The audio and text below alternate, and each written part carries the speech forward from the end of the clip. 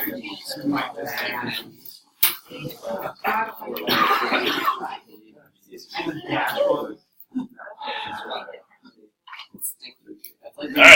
today we are going to take a look at section 3.4. Okay, and in this section, all we're doing, okay, is multiple transformations. Okay, and we already looked at a couple of these. Okay, we looked at things like we're going to translate and then reflect. Okay, or reflect and then translate. The only thing we didn't add in there was rotations as well. So this is almost another review of the first three sections. Okay, we're just going to do a couple of transformations on a figure in a row.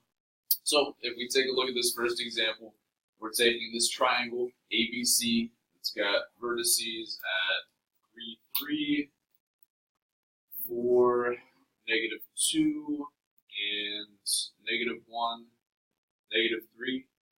So I'm taking this triangle here, and I first want to translate along the vector -2, -1.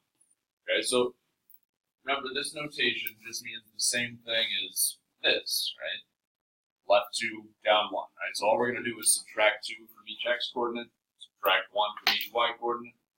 So my new coordinates would be, what, 1, 2, 2, -3, and -3, -4.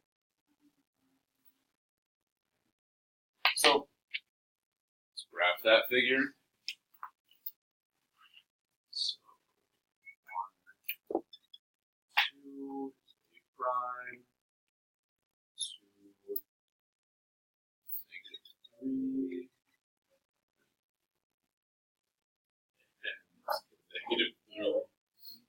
-4 is my C prime. So here is that triangle shifted left 2, down 1. Then I want to take my new triangle and reflect it in the x-axis. So remember, to reflect in an axis, we're just counting the distance from each coordinate and then going that same distance on the other side of the axis. So C double prime would end up here. A double prime would end up right here, and then B double prime would end up right there.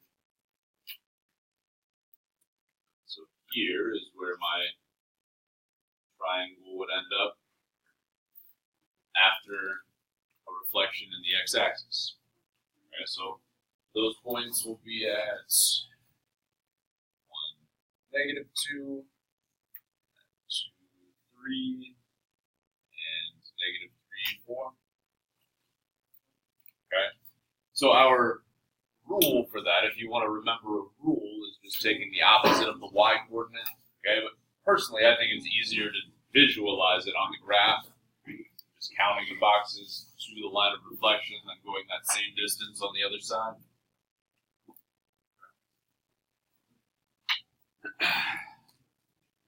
Any questions on these? Do we want to do another one together? Or we feel like,